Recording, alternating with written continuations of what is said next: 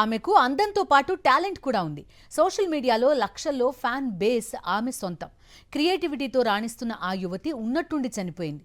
ఏపీకి చెందిన యూట్యూబర్ మధుమతి అనుమానాస్పద మృతి సంచలనం కలిగిస్తోంది. ఆ యువతి ఎందుకు చనిపోయింది? తల్లిదండ్రులు ఏమంటున్నారు? ఈమె యూట్యూబర్, పేరు మధుమతి. ఉండేది ఎన్టీఆర్ జిల్లా విసన్నపేట పరిధిలోని ఏ కొండూరులో. 22 మధుమతి సోషల్ మీడియాలో చాలా యాక్టివ్. ఇన్స్టాగ్రామ్లో రీల్స్ చేస్తూ తనకంటూ ఓ సెపరేట్ ఫ్యాన్ బేస్ను క్రియేట్ చేసుకుంది. మధుమతికి లక్షల్లో సబ్స్క్రైబర్లు ఉన్నారు. సోషల్ మీడియాలో తనకంటూ ఓ గుర్తింపు తెచ్చుకున్న మధుమతి అనుమానాస్పద స్థితిలో చనిపోయింది. ఏం జరిగిందో తెలియదు.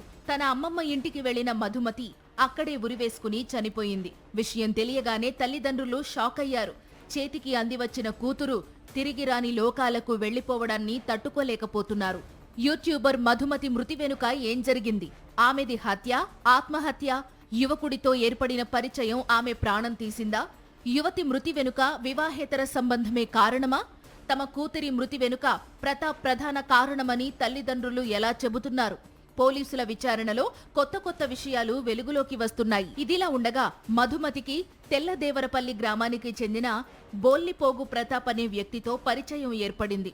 ప్రతాప్కు ఇదివరకే వివాహమైంది. అయినా మధుమతి, ప్రతాప్ ఇద్దరూ తరచుగా మాట్లాడుకునేవారు, చాటింగ్ చేసుకునేవారు.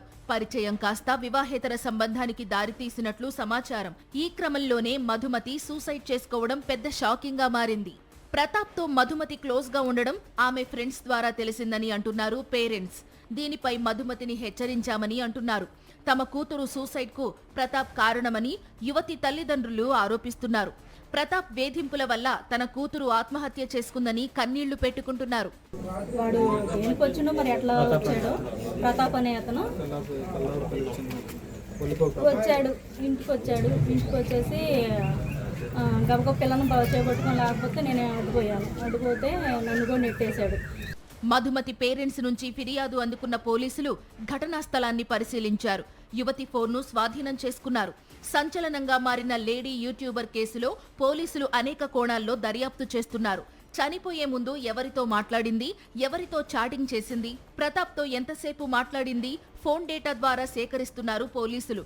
మరోవైపు మధుమతి పేరెంట్స్ అనుమానం వ్యక్తం చేసిన ప్రతాప్ను విచారించాలని భావిస్తున్నారు. మొత్తానికి మధుమతిది హత్య, ఆత్మహత్య అనేది తేల్చే పనిలో నిమగ్నమయ్యారు పోలీసులు.